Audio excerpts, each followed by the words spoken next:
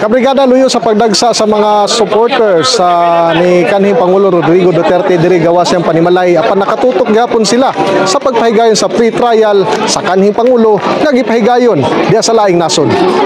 Usa mga supporter sa kanhi Pangulong Rodrigo Duterte ang nagatang sa gihimong pre-trial sa International Criminal Court nga gipahigayon sa The Hague, Netherlands, Biyernes sa gabi, oras sa Pilipinas. Kalabot sa kaso nga giatubang sa kanhi Pangulo nga crime against humanity.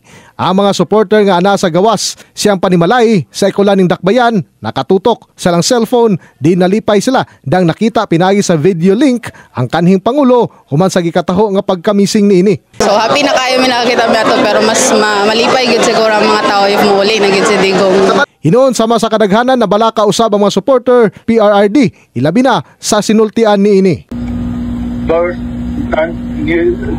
The day is March 28, 1945. I was born in the province of Leyte in the Philippines. Kaila ko nito tanong siyang naong kailuwi kayo sa Judy naong. Samtang gikatakda nga paghimuon sa September 23 ning tuiga ang sunod ang pre-trial ni FPRRD. In the heart of changing lives, ako si Brigada Julius Pacot, alang sa 93.1 Brigada News FM Davao, the Music and News Authority.